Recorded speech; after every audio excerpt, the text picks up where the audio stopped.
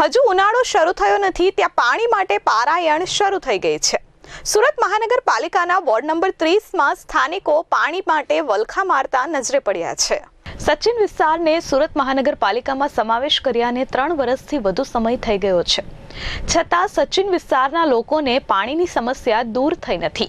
સચિન વિસ્તારમાં સુરત મહાનગરપાલિકા દ્વારા મીઠા પાણીની જે જૂની સમસ્યા હતી તે માટે પાલિકા દ્વારા વહેલી તકે સચિનમાં લોકોને મીઠું પાણી મળી રહેશે તેવી જાહેરાત કરાઈ હતી, પણ જે વર્ષોથી લોકોના ઘર વપરાશ માટે જે ખારું પાણી આપવામાં આવતું હતું તે પણ લોકોને હાલ મળી રહ્યું નથી।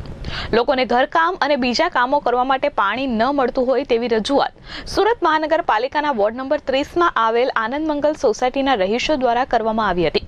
સ્થાનિકોનું કહેવું છે કે પાછલા 4 મહિનાથી ઘર વપરાશ માટે જે ખારું પાણી અમને મળતું હતું તે પણ મળી રહ્યું નથી અને વારંવાર સુરત મહાનગરપાલિકાની વોર્ડ ઓફિસે ફરિયાદ કરતા પણ કોઈ પણ જાતની કામગીરી કરવામાં આવતી નથી। એક તરફ સુરત મહાનગરપાલિકા વિકાસ અને સર્વશ્રેષ્ઠ કાર્યની વાહવાહી લૂંટવામાં મશગુલ છે, ત્યારે જમીની હકીકત તેનાથી કંઈક અલગ જ સામે આવી છે।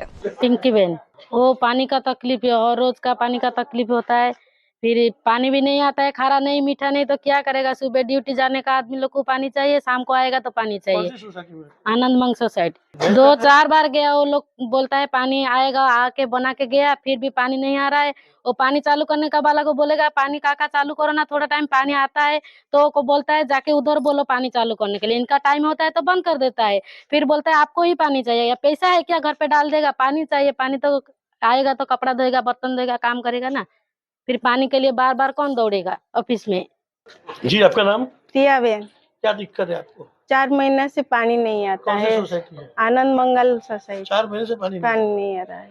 गए थे एसएमसी ऑफिस पे? हाँ, आपको? 4 बार गए थे हम। क्या बोला?